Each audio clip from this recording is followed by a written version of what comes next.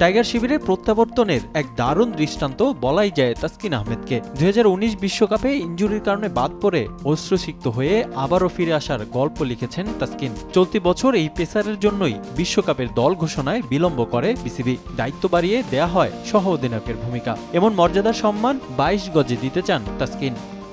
দেশের জন্য খেলার অন্যরকম অনুভূতি কাজ করে, যা আমার পক্ষে বলে বোঝানো সম্ভব না। আবার যখন ফিরেছি তারপর থেকে এই জায়গাটাকে আমি অনেক মূল্য দিচ্ছি। চেষ্টা করব এই সম্মানটার মান রাখার। এক দশকের আন্তর্জাতিক ক্যারিয়ার তাসকিনের। চলার পথে বড় বাধা হয়ে দাঁড়িয়েছিল ইনজুরি। সব বাধা পেরিয়ে প্রত্যাবর্তনের গল্প লিখে পেস ইউনিটে আস্থার নাম এখন ঢাকা এক্সপ্রেস, যা মোটেও সহজ ছিল না এই পেসারের জন্য। আন্তর্জাতিক টি-20তে 61 ম্যাচ খেলে 64 উইকেট জমা করেন তার ঝুলিতে। এবার বিশ্বকাপেই নিজের জাত চেনাতে চান স্পিড স্টার। আগের থেকে উন্নতি করেছি, অভিজ্ঞ সম্পন্ন হয়েছি। এত বছর বাংলাদেশ দলে খেলে যদি উন্নতি না করি তাহলে দেশের সঙ্গে অন্যায় করা হবে। আমার উন্নতি করা স্বাভাবিক বিষয় এবং তা করতেই হবে। এত বছর ক্রিকেট বোর্ড যে সুযোগ দিয়েছে তাতে এখন আমার সময় তাদেরকে কিছু দেয়ার। এখন থেকে পরবর্তী কিছু বছর দলকে দেয়ার সময়।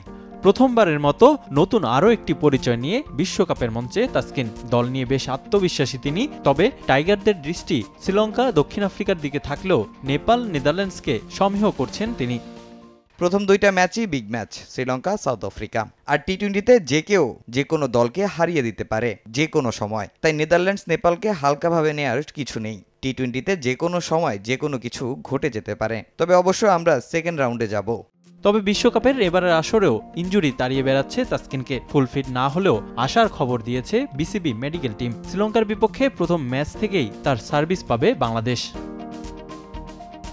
রিফাতুল ইসলাম মিরন, সময় সংবাদ।